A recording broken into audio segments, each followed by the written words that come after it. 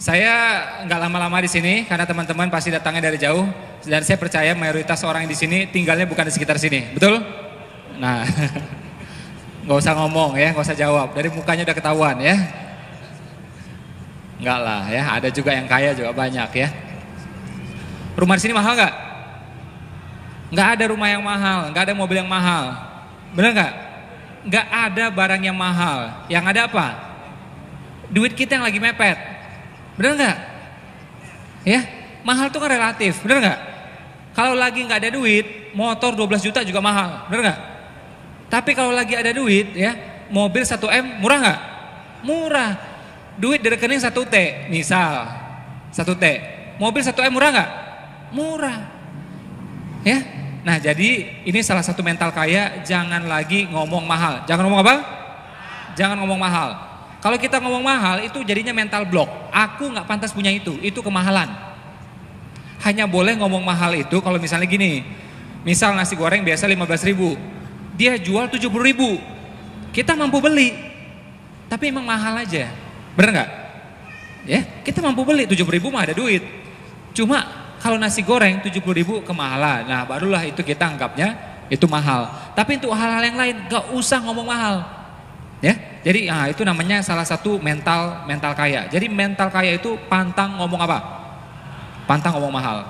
Saya pernah pergi sebuah tempat ya, ditemani sama guide-nya, dia bilang, Mas Ipo di sini hotelnya, ada satu hotel di situ harganya semalam 60 juta. Hati saya mau teriak tuh, wih mahalnya. Saya tahan, ya, motivator, malu ngomong gitu ya. Nah, diam aja saya ya. Nah. Saya bilang ya untuk hal-hal seperti itu saya bilang ya Allah ya mudah-mudahan tahun depan barang itu murah bagiku, betul nggak? Jadi doa, jadi sugesti dan baik sangka sama Allah bahwa Allah maha mengayakan, mampu ya memampukan kita untuk beli apapun, benar nggak? Ya jadi hindari kata mahal seperti itu. Itu mental kaya satu. Kedua adalah apa? Kalau mental kaya itu pantang minta-minta, ya.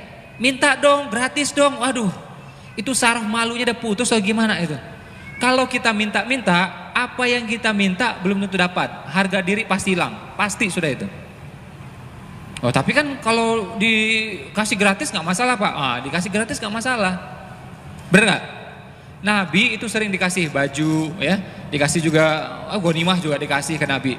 Jadi kalau dikasih terima, kalau gak dikasih jangan minta-minta, bener ya? Saya waktu kuliah dulu susah makan, 2 hari kita nggak makan, ya sempat 2 hari nggak makan. Sama seorang profesor di sana, dia baiknya luar biasa. Saya dikasih duit sama dia, saya nggak mau. Saya bilang sama dia, Prof, saya mau terima duit ini kalau saya kerja, ya. Jadi saya mengerjakan sesuatu, Prof bayar, saya terima. Tapi kalau Prof kasih gitu aja, saya nggak mau. Dia bersikeras juga, ya, sikeras. Akhirnya uangnya saya terima. Sejak itu saya nggak mau ketemu dia lagi. Ya tetap kita silaturahim, tapi kalau ketemu person gitu saya nggak mau, karena kalau ketemu pasti dikasih duit, saya nggak mau, ya. Nah jadi kita tuh itu beneran, ya itu cara pikir orang kaya, ya. Jadi mentalnya bukan gratisan, dikasih gratis terima. Saya di rumah barang-barang banyak tuh dikasih, ada kasih figura, kemarin dikasih jam, ya. Ada juga berapa minggu yang lalu bahkan mobil yang dikasih mobil, terima, ya. Nah tapi jangan mulut ini ngomong minta dong, gratis dong, traktir dong, itu mental miskin. Jadi beda cara pikirnya, ya. Jadi bagaimana barang itu nyampe di rumah kita, bagaimana uang itu masuk rekening kita, ya. Itu sama masuknya, tapi mentalnya, sikapnya beda, pemaknaannya beda. Paham ya? Siapa yang pernah ikut seminar saya? Oke, yang belum sama sekali? Hari ini baru dapat hidayah ya. Nggak apa-apa. Nah, jadi saya pengen teman-teman mencapai impiannya, nggak masalah, kuat, kaya nggak masalah. Kaya masalah nggak? Saya ini kadang-kadang heran lihat teman-teman yang ya alhamdulillah satu sisi bagus ya, udah sangat soleh gitu ya. Kaya tuh nggak penting Mas Ipo, ya. Yang penting itu tauhid, iman kuat, kaya hati, kaya iman, betul nggak? Jangankan saya, anak TK Khalifah juga tahu tuh jawabannya, ya. Nomor 1 kaya iman, kaya tauhid, ya, kuat iman. Ya, itu udah jelas, itu mutlak. Dia bilang lagi, karena sebenarnya kalau kita kuat imannya, pertolongan Allah bisa datang dari mana aja. Jadi nggak perlu kaya. Tahu-tahu nanti bantuan datang dari Timur Tengah. tato bantuan datang dari Qatar, tato datang bantuan dari orang kaya yang insaf misalnya, tato kebangun tuh pesantrennya. Nah ini kan cara pikirnya menurut saya belum sempurna. Kenapa nggak dia yang berpikir, ya dia yang bisa membiayai, benar nggak? Dia dong yang membiayai, kenapa yang mikirin dari orangnya? Ya, jadi nothing's wrong with kaya, ya nggak ada yang salah dengan konsep kaya sebenarnya. Tapi meskipun kan agama mengajarkan kita untuk zuhud, untuk apa lagi? Sederhana, untuk apa lagi? Untuk qanaah, ya. Apa itu qanaah? Merasa cukup, itu qanaah, ya. Benar nggak itu? Qanaah, sederhana, ya. Itu soal rasa. Soal apa? Soal apa? Ini harus interaktif kata Mas Ardi tadi ya, agar masuk ilmunya. Makanya anak kecil itu belajar 6 jam sanggup. Karena dia belajarnya itu interaktif. Dia terlibat. Oke?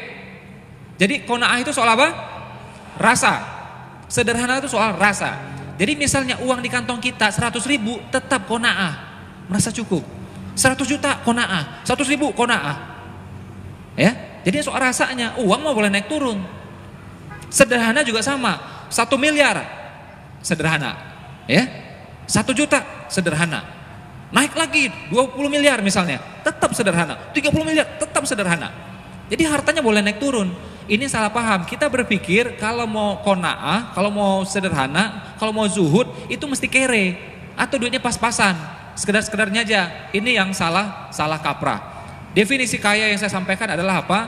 Produksi sebesar-besarnya. Produksi itu hasil, ya. Kinerja, bisnis, itu mesti sebesar-besarnya, ya. Produksi sebesar-besarnya, konsumsi sekedarnya. Nah, dipakai sekedarnya, distribusi seluas-luasnya, ya. Ada yang bilang, Mas Ipo, tapi banyak tuh orang kaya nggak bahagia, betul nggak? Banyak orang kaya nggak bahagia, lebih banyak lagi orang miskin nggak bahagia, tahu nggak? Udah susah nyusahin orang, ada nggak kayak gituan? Banyak. Ya, jadi nothing's wrong with kaya sebenarnya. Tapi masih lihat tuh di TV tuh banyak tuh orang kaya yang bercerai, banyak orang kaya yang berantem, ada orang kaya lagi yang berkasus. Bener nggak? Orang kaya ini kemanapun dia pergi dia jadi sorotan. Ya, orang kaya ini bener nggak? Kemanapun dia pergi jadi sorotan. Ya, jadi makanya kalau dia bercerai diliput. Kalau orang miskin bercerai, ya biarin aja kayak gitu. Teman-teman boleh pergi ke di pengadilan ini ya, pengadilan agama. Yang bercerai itu mohon maaf ya, lebih banyak yang miskin. Ya. Nah, saya tidak permasalahkan miskinnya di sini ya. Yang mesti kita miliki adalah entah kita kaya atau belum kaya, miliki mental apa? Mental kaya. Dan Islam itu sungguh-sungguh terhadap konsep kekayaan. Ya. Kenapa? Ada perintah untuk apa? Haji, umroh, akikah, kurban, zakat, sedekah. Itu sulit kita lakukan kalau kitanya miskin. Benar nggak? Ya. Jadi kita walaupun miskin mesti punya cita-cita untuk lebih baik ekonominya. Akan yang penting bahagia Mas Ipo. Oke, miskin bisa bahagia. Tadi saya diwawancara sama majalah, saya bilang miskin pun bisa bahagia kok. Tapi kalau kita miskin sulit membahagiakan orang lain. Benar nggak? Orang miskin bisa umroh nggak? Bisa, tapi nggak bisa mengumrohkan orang. Orang miskin bisa sekolah nggak? Bisa, tapi tidak bisa bangun sekolahnya. Itu bedanya. Ya. Oh, tapi Mas Ipo banyak orang kaya yang sombong tuh. Ada nggak? Sombong tuh soal karakter, ya. Miskin pun sombong dia. Ketika kaya, gimana sombongnya? Menjadi-jadi, ya. Jadi Will Smith mengatakan kekayaan itu mengamplify, ya. Jadi kekayaan tidak mengubah orang, kekayaan itu mengamplify sifat dasar seseorang, memperbesar. Jadi ketika miskin dia sombong, ketika kaya gimana? Makin sombong. Ketika miskin dia dermawan, ketika kaya gimana? Makin dermawan, ya. Jadi kurang lebih seperti itu. Sama juga ya. Wah, buktinya begitu ya kaya akhirnya kawin lagi Mas Ipo. Ya sama aja. Waktu miskin juga pengen sebenarnya. Cuma nggak bisa aja. Ya, ini muka-mukanya nih kelihatannya ya. Nah, ketawa-ketawa itu ya. Jadi kekayaan itu sebenarnya netral dia. Nah, kalau kita memberi makna kaya ini jahat, sulit kayaknya. Seperti mental block. Ya. Sama kayak tikus. Tikus bagi saya dijelasin seperti apapun saya nggak akan mau dekat sama dia. Walaupun dikasih tahu ini satu family dengan hamster, tetap saya nggak mau dekat sama dia. Oh ya? Nah itu udah mental block bagi saya terhadap tikus. Jadi tikus jorok, tikus kotor. Saya tidak akan mau dekat sama dia. Apapun penjelasannya. Ya, oh ini udah dimandiin, udah dibersihin, ya udah wudhu, tetap aja saya nggak mau. Ya, satu family dengan hamster, satu family dengan kelinci misalnya, satu genus, tetap saya nggak akan mau. Ya, nah ini mental block bagi saya. Nggak akan mungkin saya mau dekat sama dia. Nah, kalau di kepala kita masih ada makna bahwa harta itu kotor, kekayaan tidak akan bisa diperoleh kecuali kita menjadi sombong, culas, ya, kita nggak akan bakal kaya karena akan ditolak lagi oleh bawah sadar kita. Ya, nah ini mesti dibenerin ya. Ini adalah doktrin dari Belanda. Ratusan tahun lalu ya mereka mengatakan, mereka ini Snoek Hugronje ya, ada ditulis di bukunya The Acehness, orang-orang Aceh. Dia mengatakan, wahai muslim-muslim Aceh, kusyuklah kalian beribadah di musola. Kebun-kebun urusan kami. Tuh dia cara memisahkannya itu. Ya. Nah, ini masih banyak ketanam di kepala-kepala kita. Saya bilang ya, andai kata umat Islam sekarang ini ya, kuat imannya, kuat hartanya, itu Israel main petasan aja nggak akan berani dia. Kita kedip, langsung berhenti dia itu, ya. Beneran. Ya. Kita nggak usah ngomong, nggak usah demo, ngapain demo kayak gituan. 1 juta orang miskin demo nggak bakal didengar. Yahudi jumlahnya berapa? 14 juta coba. Muslim berapa? Hampir 2 miliar. Kenapa 2 miliar ini gak didengerin? Karena gak punya kekuatan ekonomi. Ya, gak punya kekuatan ekonomi. Berapa waktu yang lalu teman-teman tahu apa? Itu salah satu investor terbesar di dunia, Yahudi datang ke Indonesia. Ya, ini 2 kubu yang berantem langsung rukun. Ya, ini gak ada yang tahu nih kenapa. Media gak bisa membahasnya kenapa. Ya, langsung rukun tuh yang 2 kubu nih, langsung rukun. Pas dia pulang rukun dua-duanya. Kenapa? Ya. Dia bilang investasi dia di Indonesia ini belasan miliar dolar, ya, tersebar di 2 kubu ini. Dan sekian bulan mandek. Ya, gara-gara berantem nih. Ya, dia bilang kalau nggak bisa rukun juga, ekonomi nggak bergerak juga, mau pindahin uangnya. Langsung rukun dua-duanya. Ya. Langsung rukun dua-duanya. Ini yang ngomong saya bukan ini, bosnya media ini yang ngomong. Kabar ini nih, ya. Nah, kita mungkin berpikir nih ironi, tapi coba berpikir dalam perspektif lainnya, bagaimana uang itu bisa mengatur semuanya. Sekali lagi ya, bukan saya mengecilkan pentingnya tauhid, enggak. Tauhid nomor 1, enggak ada yang lainnya sudah. Ya, tapi kaya tauhid, kaya iman ya, mesti diiringi juga kaya ilmu, benar enggak? Kaya teman, kaya relasi, oke?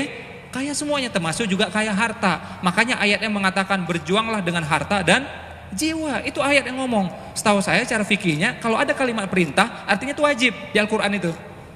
Ya, dirikan sholat, itu wajib tuh. Ya, bayarlah zakat, wajib tuh.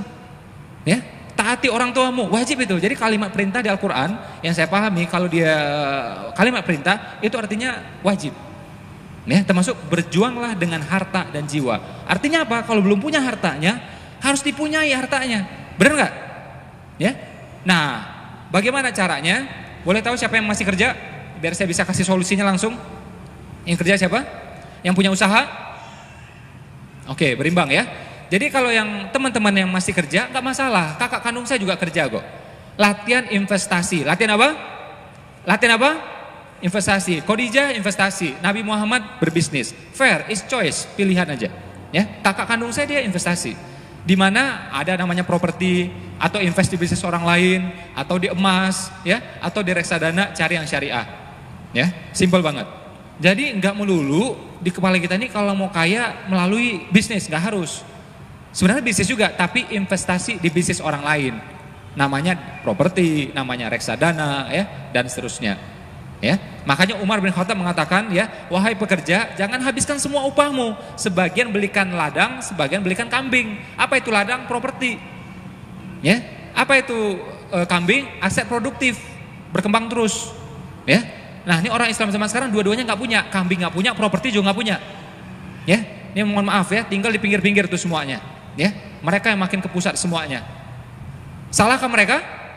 Nggak salah. Allah izinkan persaingan bebas kok. Kita dikit-dikit ngomong konspirasi Wahyudi, apa ini ngomongnya, capek saya dengar kayak gituan itu. Cobalah berpikir ya, Belanda misal mau nyerang Indonesia, terserah dia mau pakai meriam, mau pakai celurit atau pakai nuklir, benar nggak? Kita nggak bisa ngatur dia. Oh curang-curang pakai celurit, nggak bisa kayak gitu, terserah dia. Jadi kalau dia mau bikin konspirasi pun ya urusannya dia. Yang kita bisa lakukan adalah apa? Kitanya. Makanya guru saya mengatakan, coba pikirkan baik-baik ya, mana yang lebih hebat? Konspirasi politik mereka, konspirasi ekonomi mereka, atau apa-apa yang diwariskan Allah dan Rasul untuk kita? Mana yang lebih hebat? Tentu ini lebih hebat. Ya. Apa yang mereka skenariokan itu, mereka punya rencana, Allah juga punya rencana, dan Allah sebaik-baiknya pembuat rencana. Benar nggak? Jadi sudah rencana terbaik, oke? Dan kita ini apa? Ditakdirkan, bukan meraih lagi sudah. Kita ini sudah ditakdirkan menjadi umat terbaik. Bayangkan, rencana terbaik dibikin sama Allah, ya, dieksekusi oleh umat terbaik. Kalah juga coba. Artinya apa? Yang goblok siapa coba? Yang eksekutornya ini. Jadi kita belum memantaskan diri sebagai itu, umat terbaiknya itu. Jadi seperti seorang anak udah dikasih nama tuh, namanya Muhammad, tapi kelakuannya nggak memantaskan diri menuju ke sana. Benar nggak? Ya, jadi jangan nyalain orang, itu haknya orang kok. Ya, saya juga berpikir entah benar konspirasi entah tidak. Andai kata benar pun kita nggak bisa kontrol dia. Nggak boleh, nggak bisa. Kita yang diperkuat, benar nggak? Ya, jadi pastikan ekonomi kita lebih kuat, pastikan ilmu kita lebih kuat. Saya dulu kuliah di Malaysia, saya miris luar biasa ya. Orang Indonesia, orang Malaysia itu kalau dari segi kecerdasan, dari segi IPK selalu kalah sama yang lain. Ya, selalu kalah sama yang lain. Saya pergi ke Korea, saya pergi ke Jepang, ya. Saya pikir ya udahlah, mungkin kita kecerdasan kalah gitu ya. Mungkin karena makannya nasi gitu ya. Banyak makan roti canai gitu ya. Nah, lauknya juga tiap ini kambing semua gitu ya. Mungkin agak lemot sedikit. Mungkin akhlak lebih santun lah gitu saya pikir ya orang Indonesia itu. Enggak juga itu. Ya. Nih ya, coba pergi ke Jepang, ini klakson-klakson kayak gini enggak ada di sana. Ya, klakson din tiap sebentar enggak ada itu. Kalau mereka klakson berarti artinya ya hati-hati ini bakal bahaya beneran. Bakal celaka beneran. Baru mereka klakson. Nah, kita lihat tiap sebentar nih kayak pasar malam. Ya, sabarnya nggak ada, santunnya nggak ada, tek seperti itu. Mungkin itu lalu lintas doang lah, mungkin kebersihan masih benang lah, jangan ditanya. Ya, masuk saya ke kampus di sana, saya tampil di kampus di Jepang sana di Osaka. Ya, itu datang orang sana masuk toilet, ya bersihkan mukanya di wastafel, ada kain di sana, ya tanpa ada yang nyuruh, tanpa ada kamera, tanpa ada hukuman. Apa yang mereka lakukan? Kesadaran sendiri, selesai cuci muka langsung dilap. Selesai cuci muka langsung dilap, ganti orang lain ngelap sendiri, nggak ada yang merintah. Oke? Heran saya, yang nggak bersihnya itu cuma satu. Siapa itu? Ya saya, karena nggak ngerti saya. Ya, saya nggak ngerti soalnya. Ya, oh rupanya kayak gitu ya, sampai seperti itu.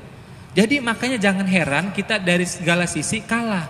Adabnya kayak gitu, kebersihannya kayak gitu, ilmu ya kayak gitu. Oke, harta ya kayak gitu. Jangan heran kalah.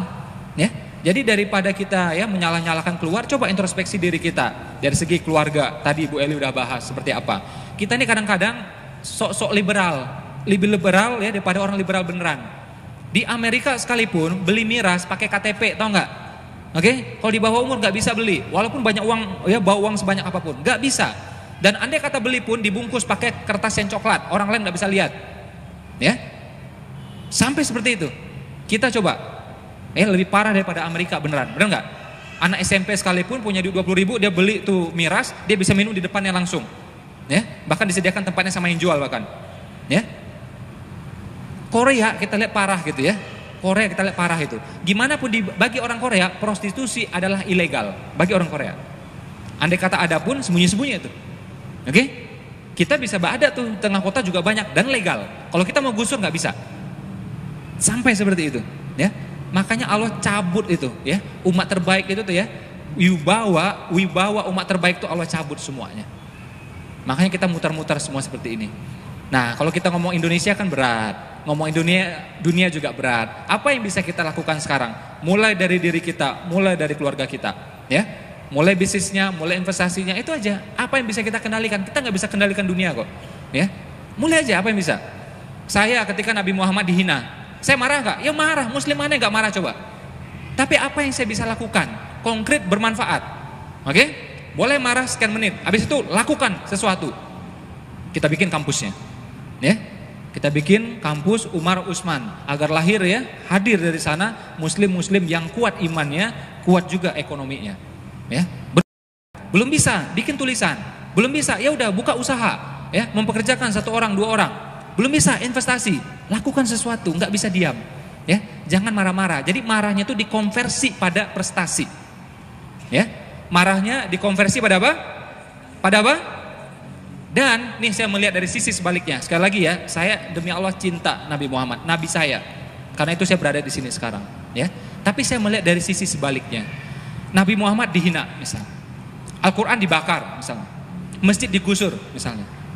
Salah siapa? Salah siapa? Bukan mustahil, sebenarnya salah muslim sendiri. Benar nggak? Coba contoh ya, masjid digusur. Pas digusur kita marah-marah. Jangan-jangan selama ini kita yang ngosongin masjid. Benar nggak? Hati kita nggak di masjid, raga kita nggak di masjid. Benar nggak? Makanya orang lain, kita nggak menghargai masjid, bagaimana mungkin orang lain menghargai masjid? Benar nggak? Ya digusur sama dia. Begitu digusur kita marah-marah. Al-Quran dibakar misalnya. Siapa yang nggak marah? Muslim mana yang nggak marah itu? Ya, kan ada tuh kemarin pendeta dengan tentara, ya, bakar di Amerika ya, bakar Al-Quran gitu. Kita marah-marah. Tapi coba lihat sisi yang lainnya. Mungkin selama ini ya mata kita nggak di Al-Quran, hati kita nggak di Al-Quran, benar nggak? Kita aja kurang konsen sama Al-Quran. Bagaimana mungkin orang lain konsen sama Al-Quran? Benar nggak? Begitu juga Nabi Muhammad. Kita nggak peduli kok. Berapa kali kita ngucapin salawat? Kita mungkin ngucapin, orang di luar sana ngucapin nggak? Kebanyakan muslim ngucapin nggak? Ya, kita aja nggak konsen dengan Nabi Muhammad. Ya, bagaimana mungkin orang konsen sama Nabi Muhammad? Bagaimana mungkin orang ya bisa terkesima dengan wibawa Nabi Muhammad? Akhirnya dihina sama orang.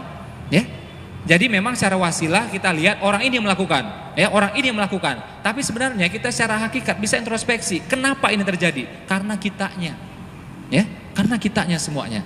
Nah, kalau cara pikir ini dipakai, itu insya Allah kita bisa. Ini jadi power, ini jadi motivasi bagi kita untuk bangkit. Beneran, saya tuh ya, makanya diambil hikmahnya. Andai kata Nabi Muhammad waktu itu tidak dihina, mungkin saya nggak bikin tuh kampus. Tapi begitu dihina, wah kita langsung bangun jadinya. Ya, jadi ada hikmah besar di balik itu sebenarnya. Termasuk kejadian-kejadian seperti ini. Ya, sama misalnya orang menuduh bahwa misalnya kasus Charlie Hebdo misalnya, itu Muslim yang melakukan, kan belum tentu. Mungkin ya, mungkin tidak. Ya, karena dulu menghina Nabi Muhammad, loh dihinanya tahun 2011 kok. Ya, kenapa baru sekarang penembakannya? Andai kata nembak pun kenapa muslim ya ditembak gitu, ya polisi muslim gitu, ya. Nah malah 2 minggu sebelumnya itu justru dia menghina paus waktu itu sebenarnya, ya paus yang lagi joget itu, sama dia di gambar ya paus lagi joget gitu, ya. Jadi ya sebenarnya nggak tahu siapa yang melakukan sebenarnya. Cuma ya itu saya bilang ini adalah kesempatan bagi kita untuk apa ya? Oke kita buktikan bahwa Islam tidak seperti itu. Berapa waktu yang lalu seorang rabi, ya rabi itu pemimpin Yahudi. Datang ke Indonesia, ya, datang ke Jakarta. Saya temui dia, ya, dan saya berusaha sesantun mungkin, ya, saya berusaha sesantun yang saya bisa gitu. Saya cuma pikir satu hal aja, minimal dia pulang ke Amerika, dia berpikir apa? Muslim itu santun-santun, Muslim itu baik-baik, benar nggak? Akan berbeda ceritanya kalau saya datang ke dia, saya ngelabrak-labrak dia, langsung dia bilang, oh benar, inilah dia Muslim, ya kayak gini nih Muslim gitu, ya. Nah jadi buktikan bahwa kita itu kuat, buktikan bahwa kita itu santun, ya.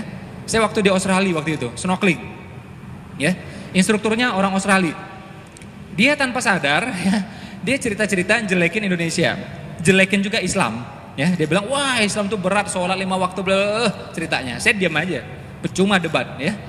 Wong dia negara maju, kita negara berkembang gitu loh, pasti kalah, ya, pasti kalah, ya. Nah dia kan instruktur saya di snorkeling, begitu selesai snorkeling, saya kasih tips ke dia. Saya kasih 5 kali lipat dari yang biasa dia terima. Sengaja saya gedein. Pas 5 gitu kan gede kan, langsung kaget. Wah besar sekali nih ya. Ya saya terjemahkan gitu. Wah besar sekali nih. Saya bilang apa? Tenang Pak ya. Di Indonesia itu kecil saya bilang. Sebenarnya kayak gitu ya. Biar dia tahu bahwa orang Indonesia itu nggak semuanya susah. Biar dia tahu bahwa orang Indonesia itu juga mentalnya kaya. Benar nggak? Padahal besar beneran sebenarnya. Ya besar beneran. Dia nggak perlu tahu itu. Ya. Jadi kalau nggak suka, nah ini saya bilang ya, kalau ada sesuatu yang kita tidak puas, kita tidak suka, ya jadikan itu ranah perjuangan. Bergerak, berjuang, itu aja simple. Oke? Anda nggak suka dengan kondisi politik, berjuang. Anda nggak suka film-film di bioskop, berjuang. Kayak tadi ada Mbak Asma Nadia gitu ya, ngumpul kita semua, ada Mbak Meida Sefira tadi, ada Mbak Oki Setiana Dewi, ada Mas Tengku Wisnu tadi, ya. Kita berjuang, gitu aja. Kita mau maki-maki dia tetap tayang kok filmnya. Anda bikin film tandingan, ya, berusaha bisa masuk ke sana juga, atau bikin bioskop yang lebih bagus, itu aja. Allah izinkan persaingan bebas kok, benar nggak? Begitu juga bisnis. Anda pergi ke mall, musola di mana? Tuh paling bawah tuh, ya, lebih rendah daripada harta karun, bagian bawah lagi, lebih rendah daripada kuburan itu. Kuburan di sini, ya, musola kadang-kadang kan di itu tuh, ya, di bawahnya lagi tuh, ya, jadi lebih rendah daripada kuburan kadang-kadang itu. Gak suka, berjuang, bikin mallnya. Simple tuh. Anda marah-marah percuma. Oke? Haknya dia mau bikin mall seperti itu. Benar nggak? Haknya dia. Masa kita bisa marah-marah? Ya nggak? Anda nggak senang, Anda bikin. Simple banget. Makanya Umar menganjurkan kita untuk menguasai ilmu properti. Ya, Umar mengajarkan kita untuk menguasai ilmu emas, menguasai ilmu investasi. Karena mereka yang menguasai properti, investasi yang mengatur peradaban dunia. Yang meletakkan di sini bakal jadi rumah sakit, masjid. Siapa itu? Developer, tahu nggak? Oke? Nah, kalau bukan kita pemainnya, ya repot. Ya. Nah, jadi memang itulah ciri uang. Memang dia harus digerakkan terus menerus dengan bisnis, investasi, ya. Atau apalagi nomor 2-nya adalah sedekah. Nomor 2 apa? Sedekah. Jadi uang itu dia memang fitrahnya gitu. Dia kan mata uang. Mata uang itu bahasa Inggrisnya apa? Currency. Ya, berasal dari kata apa? Current. Artinya apa? Mesti bergerak terus menerus. Current itu arus, bergerak terus menerus. Jadi kalau dia stop nilainya turun. Kalau digerakin nilainya naik. Nah, bagaimana cara menggerakkannya? Ya melalui 2 tadi, bisnis atau sedekah. Ya, atau cara yang lain. Kawin sama orang kaya bisa juga ya. Nah, cuma nih kalau mau kawin sama orang kaya mesti ngaca juga gitu ya. Kalau tampang pas-pasan ya, amal pas-pasan, kayaknya orang kaya nggak mau sama kita ya. Nah, cara mana yang mungkin? Nah, cara ini masih mungkin. Apa itu? Bisnis, sedekah. Sedekah ini luar biasa. Jangankan kita yang muslim ya. Itu kemarin saya ketemu dengan teman saya orang Jepang ya, dia bahkan ateis. Orang ateis saja percaya pada kekuatan sedekah. Jadi kalau kita nggak percaya pada kekuatan sedekah, berarti kita lebih parah daripada orang bukan ya. Berarti ya parah banget gitu loh. Wong mereka aja percaya. Ya, wong mereka aja percaya. Ya. Ada seorang terkaya di zamannya namanya Rockefeller. Namanya siapa? Rockefeller, lebih kaya daripada Bill Gates sekarang. Ya, namanya Rockefeller, raja minyak Amerika. Itu seorang Yahudi. Dia mengatakan bersedekahlah, ya, istilah dia berbagi ya, istilahnya giving. Bersedekahlah sampai apa? Sampai tubuh kita tuh gemetar. Itu baru benar ya. Jadi kalau sedekah biasa tuh nggak main tuh. Apalagi uang 1.000, aduh nggak main sudah itu ya. Masuk toilet aja di Jakarta bayar berapa? 1.000, 2.000 loh itu. Dan itu nggak boleh duduk-duduk gini, baring juga nggak boleh itu, berdiri doang itu di dalam itu, ya nggak?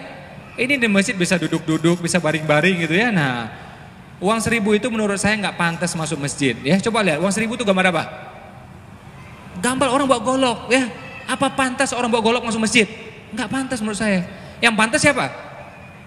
Nah, kalau orang itu pakai peci baru pantas itu.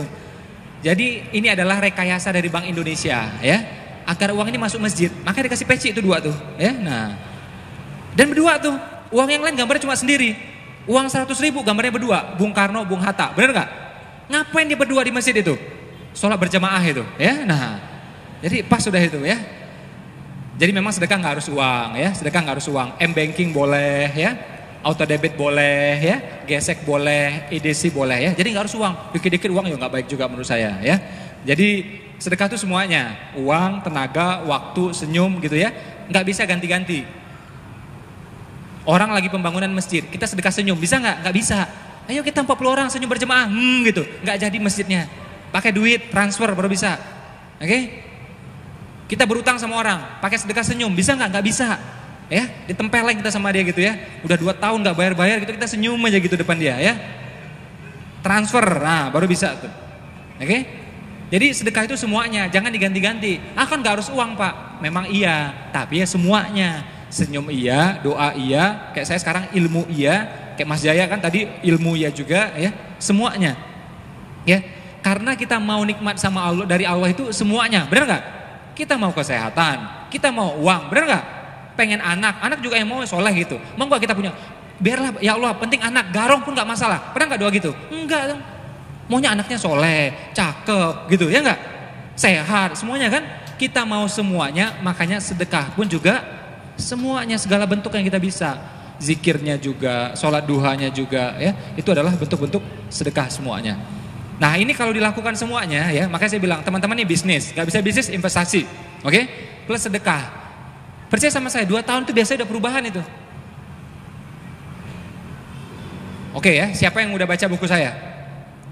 Oke, siapa yang sudah baca dan sudah praktek dan sedikit banyak sudah mengalami perubahan? Siapa? Nah itu. Enggak ngada-ngada ini, saya bukan teman loh ini. Bukan rekayasa ini. Ya kalau TV rekayasa gitu ya. Di TV itu kan ada ribuan orang hipnosis, semua itu ngomong kosong gitu ya. Hipnosis itu kalau kondisi terang nggak akan bisa, apalagi disorot lampu, kamera nggak akan bisa. Dia sadar luar biasa. Kalau orang termenung masih bisa, ya. Nah ini kan nggak ada rekayasa nih, teman-teman sendiri yang ngomong ya. Jadi bagi teman-teman yang belum praktek tadi, ya, saran saya coba beneran praktek ya. Bisanya bisnis, kalau memang karyawan mainnya investasi, terus sedekahnya jalan. Nah ini percepatan. Sedekah tuh kayak pelumas dia, kayak apa? Pelumas. Jadi ikhtiar kita nih kayak mesin, tak. Begitu kita sedekah, pelumasnya bagus, jalannya cepet ya, tak, gitu. Nah tapi kalau pakai pelumas doang, tanpa mesin susah juga. Sedekah aja, ikhtiarnya kagak. Nah ini pelumas semua ini, jadinya apa? Dodol, ya nah, dodol jadinya, oke? Dan Allah pun gak suka orang seperti itu, berikhtiar, karena orang lain memiliki hak atas dirimu, ya. Keberadaan kita ini menjadi hak orang lain, tau nggak main-main. Makanya beda dengan ilmu orang semedi, beda dengan ilmu orang yang misalnya bertapak di gunung-gunung, yang makin soleh pergi ke sana, kita enggak. Kalau bermanfaat turun, nggak bisa ke gunung sana tuh. Kan banyak tuh agama lain kayak gitu, udah sampai level tertentu ke gunung, ya, atau menyendiri, ya. Nah, Islam tidak seperti itu, terjun langsung, turun langsung, ya. Nah bisnis dan atau investasi, kemudian sedekah, insya Allah percepatannya luar biasa. Pengen perubahan nggak? Pengen nggak nih? Ini saya lihat sih orangnya mukanya soleh-soleh nih saya lihat ya. Tamatan pesantren nih banyak ya. Pesantren kilat ya. Nah, petir ya. Nah, halilintar gitu ya. Nah, kalau soleh insya Allah saya nggak ragu lah. Makanya kita ketemu di masjid. Dari segi finansial pengen berubah nggak? Benar pengen? Oke, yang tadi saya iniin, praktekin, termasuk tadi yang disampaikan oleh Ustadz Wafi tadi ya, sama orang tuanya masih baik hubungannya, itu juga saya sampaikan di buku. Nah, kemudian coba sesekali itu ya, sedekah yang ekstrim. Sedekah yang apa? Ekstrim. Apa yang rasanya berat bagi kita? Misal, cincin, kalung, ya, anting. Kalau kita ngelepasan sampai nangis, sampai bergetar, bagus itu. Ya, makin bergetar makin bagus. Kalau nangis ntar gimana Pak? Nggak apa-apa, menangis paling 2 hari. Hari ketiga lupa itu. Masa 3 hari nangis terus? Ya. Tapi benar Pak, hari ketiga masih nangis Pak. Ya udahlah hari ke-7 gitu. Masa nangis juga? Ya tuh, simple aja. Ya.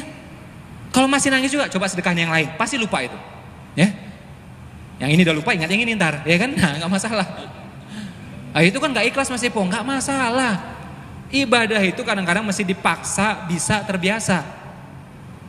Kita ke masjid, apakah ada tuh ya orang tuh ya yang misalnya nggak pernah kenal sholat, nggak pernah kenal agama, atau ke masjid, itu pasti ada yang maksa dia, benar nggak?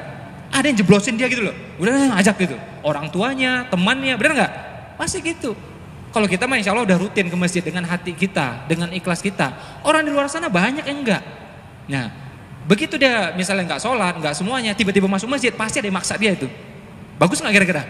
Ya bagus, ini beneran saya bilang. Saya teman baik saya, novelis besar Indonesia, tamatan pesantren. Dia sendiri cerita sama saya, masuk pesantrennya gimana? Nggak ikhlas masuk pesantren. Cuma udah 3 tahun di sana, mau gimana coba? Iya ikhlas saya sudah. Ya tuh, paksa bisa terbiasa. Sedekah juga sama. Tahajud juga sama. Tahajud nunggu ikhlas, kelamaan. Ya, nyalain weker. 1 weker, 2 weker, 3 weker. Nah, selisihkan 5 menit, pasti bangun itu. Ya. Rutin kan 40 hari, pasti itu bangun. Ya, nanti hari 41 weker belum bunyi kita udah bangun. Ya. Kita ada was-was soalnya, jangan bunyi ya. Nah, bangun itu. Simple banget.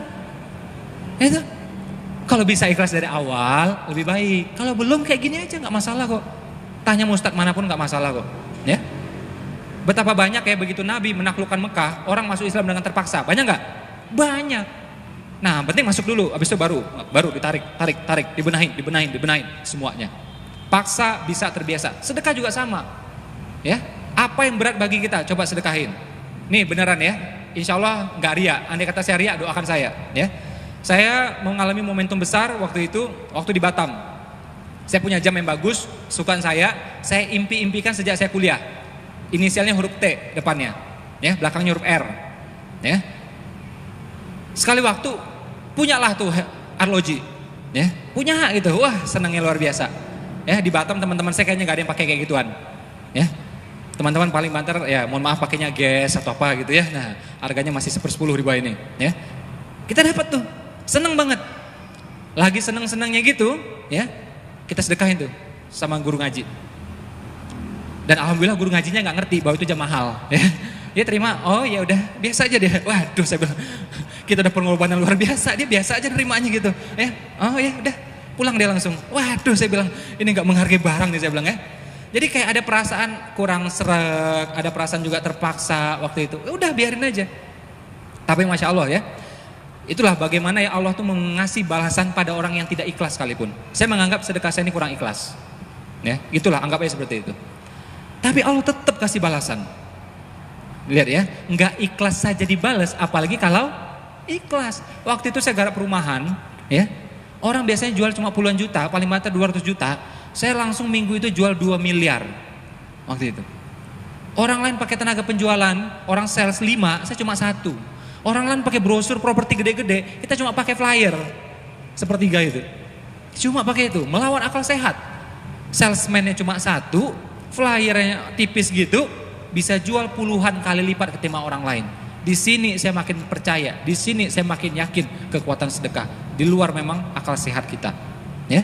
Nah begitu kita melakukan sesuatu yang ekstrim, akhirnya balasannya gimana? Ekstrim juga, ya. Tapi pernah juga tuh, ya, kita habis sedekah, jebret, ya. Tahu-tahu dikasihnya diganti sama Allah kayaknya turun gitu, ya, turun gitu. Saya bilang, waduh ini kenapa nih, ya? Ya kayaknya ada yang something wrong ini, ya, hitung-hitungannya. Nah, cuma percaya aja, itu DP. Itu apa? DP, ya, down payment, uang muka, DP beneran. Bukan temannya Jupe, bukan ya. Pasti ada lagi yang lebihnya. Kita berbuat buruk saja dibalas nggak sama Allah? Dibalas nggak? Dibalas, apalagi kalau berbuat baik. Di tubuh kita ini, di tulang belakang kita ini ada namanya itu sari rikadatu. Umat Hindu, Buddha menyebutnya sebagai sari rikadatu. Umat Islam menyebutnya sebagai asbuzanab. Orang sains menyebutnya sebagai reliks. Ya, ini tulang belakang kita itu. Dia tuh merekam semua kejadian. Tulang kecil ini tidak bisa dihancurkan. Menurut penelitian 3 profesor, nanti boleh googling sendiri ya, namanya sari rikadatu, ya. Dan ada 2 hadis Nabi mengatakan bahwa manusia berasal dari sini dan nanti dibangkitkan juga dari sini, ya. Itu hadis Bukhari, artinya sahih, insya Allah, ya. Nah, tulang yang kecil ini tugasnya ngapain? Dia merekam semua kejadian dan menariknya adalah apa? Dia juga memastikan semua balasan untuk kita di muka bumi ini, oke? Makanya akhirat itu penyempurnaan balasan. Di dunia mah berbalas semua. Kita pukul orang, kita dibalas nggak? Nggak dia yang balas, mungkin kejadian lain, mungkin orang lain di tahun yang lain, bener nggak? Intinya kita mukul orang, nggak pada haknya pasti dibalas. Mungkin lewat orang lain, kejadian lain, tahun yang lain. Nah itu bagaimana yang itu tuh ya, microchip itu dia merekam semua dan memastikan balasannya untuk kita. Termasuk juga sedekah.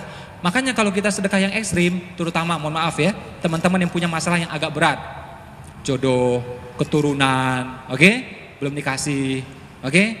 Kayaknya sholatnya udah ini, tapi belum juga ketemu jodohnya gitu ya. Atau mau kerja nggak bisa-bisa, kayaknya punya niat baik ya, lulusan juga ada, ijazah juga ada, tapi kerjaan nggak dapet, mau buka usaha nggak jadi-jadi ya, atau punya masalah hutang ya. Nah, sambil kita berikhtiar, coba sedekah yang ekstrim, itu pengalaman saya. Kakak kandung saya juga sama, 7 tahun nggak dikarunia anak, dia coba itu bus dapat, ya. Karena nggak bisa, sesuatu yang sifatnya besar, kita pakai cara yang kecil-kecil, nggak bisa, nggak cocok, benar nggak? Sesuatu yang besar, sesuatu yang ekstrim, melakukan juga dengan ekstrim, kesungguh-sungguhan, maksudnya itu. Ya, kan nggak baik masih kok berlebih-lebihan, itu nggak berlebih-lebihan, itu namanya berlomba-lomba dalam kebaikan. Nabi sholat sampai kakinya bengkak kok, benar nggak? Abu Bakar tuh sedekah 99% hartanya bahkan, itu nggak berlebihan, itu namanya sungguh-sungguh berlomba-lomba dalam kebaikan. Nah saran saya teman-teman coba ya sesekali coba sedekah yang ekstrim. Terutama yang punya impian-impian yang ekstrim, masalah-masalah yang ekstrim. Yakin kekuatan sedekah? Yakin gak ini? Boleh gak otak kanan kita praktek lagi sedekah? Boleh gak? Boleh? Tadi kan udah tuh. Nah ini otak kanan 2 kali gak masalah tuh. Sholatnya berkali-kali kok ya. Salah satu guru saya sedekahnya 5 kali. Dia bilang sholat aja 5 kali, masa sedekah cuma sekali, dia bilang 5 kali dia sedekah, ya. Nah, boleh kita sedekah sama-sama di sini?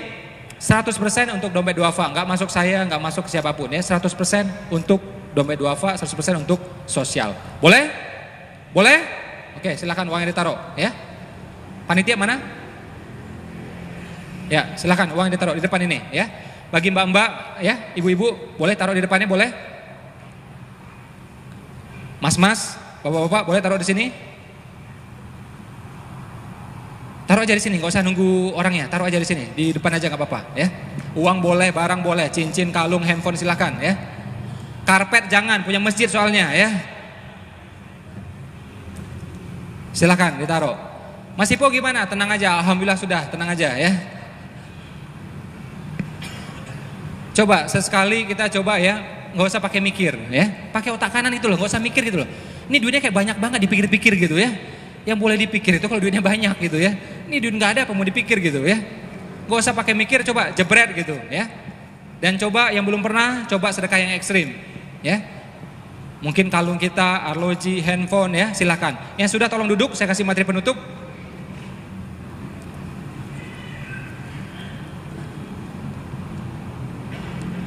Wah ini kalau ikut seminar ya, setengah hari gini bayarnya lumayan itu ya. Bayarnya bisa setengah juta itu, beneran itu ya. Ikut seminarnya Bu Eli, ikut seminarnya saya gitu ya, ikut trainingnya Pak Wafi, Ustadz Wafi, wah itu bisa setengah juta itu, setengah hari gitu. Di sini bayar berapa tadi? Nah, nggak pakai bayar toh, dibayarin sama Allah kan? Nah, oke, yang teman-teman barusan sedekah, ada perasaan enak nggak dalam tubuhnya? Enak? Nah itu endorfin meningkat, dopamin meningkat, serotonin meningkat. Insya Allah sakit-sakit kecil hilang. Kalau sakit-sakit besar, tergantung tadi ngasihnya berapa, ya. Tumor pakai 10.000, ya nggak bisa lah gitu ya. Kalau kutil masih bisa ya, cenut-cenut masih bisa gitu ya. Nah, mules-mules masih bisa mungkin gitu ya. Panu masih bisa mungkin ya. Spesial buat event malam ini, karena bersama guru saya Ustadz Wafi dengan Bu Eli, saya bawa Al-Quran saya. Kita mau lelang, ya. Mungkin yang sudah pernah ini ya, udah pernah ikut acara saya tahu bahwa kita sering melakukan acara sedekah seperti ini. Dan demi Allah dari dulu sampai sekarang kita nggak pernah ngambilin duit, kita sedekahin semuanya. Makanya sampai sekarang saya nggak punya yayasan. Orang biasanya kalau kaya dikit, punya usaha dikit, biasanya pakai yayasan. Saya nggak ada. Saya salurkan ke yayasan orang lain. Saya niru Warren Buffett. Warren Buffett orang terkaya nomor 2, dia nggak punya yayasan. Dia salurkan pada yayasan orang lain. Simple banget. Ya, yang penting amalnya nyampe, menurut dia gitu. Ya. Nah ini juga kita buat sedekah semuanya. Uangnya boleh besok. Sekarang uang udah habis tuh. Ini kan harta rampasan perang nih ya. Nah, ini uangnya boleh besok. Ya, besok kasih panitia, besok hubungi dompet duafa, uangnya boleh besok.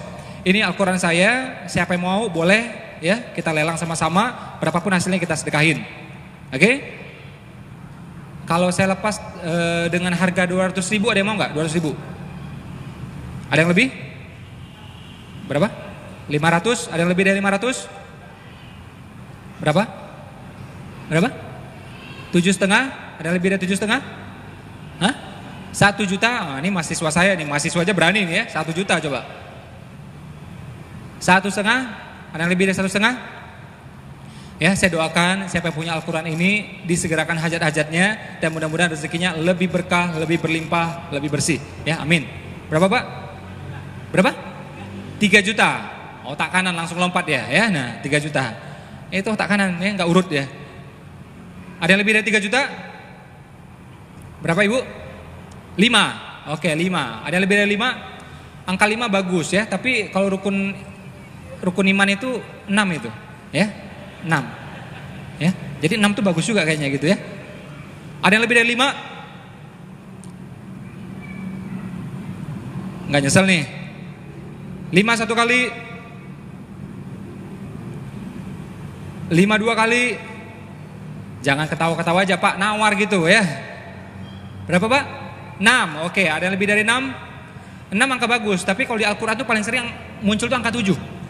Beneran? 7, beneran? Coba lihat. Ya. Ada yang lebih dari 6? Berapa?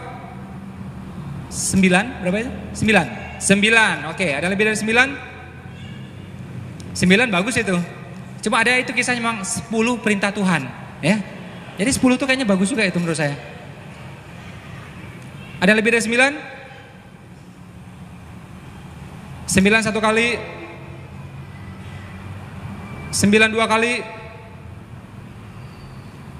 Gak nyesel nih? Nawar, gak usah foto-foto ya. Wah ini Indonesia ini apa aja mau difoto gitu ya.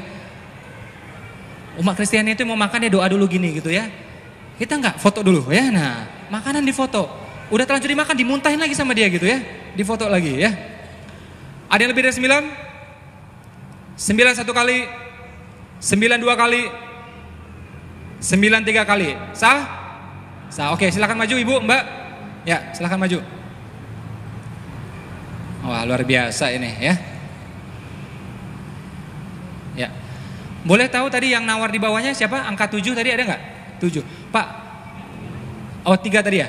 Oke ada yang 5 atau 7 tadi siapa ya? Berapa tadi? 6. Pak boleh nggak saya kasih Al-Quran lebih kecil Pak? Tetap sedekahnya 6.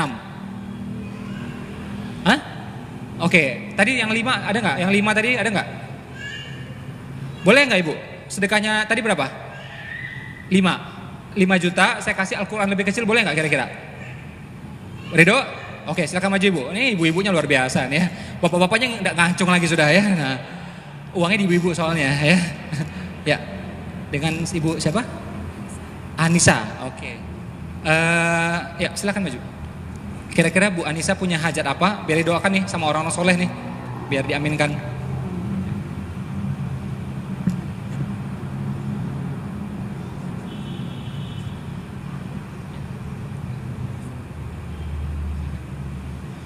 Yang pertama saya ingin memiliki pendamping hidup yang soleh, yang bisa membimbing saya di dunia dan akhirat.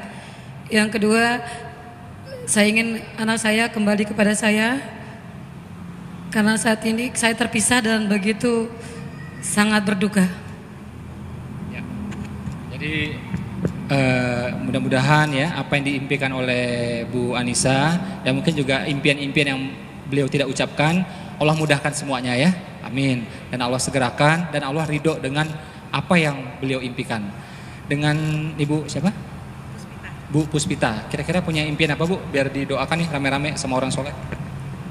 Ya supaya saya berdoa supaya bisnis suami saya lancar, supaya saya bisa berhenti kerja.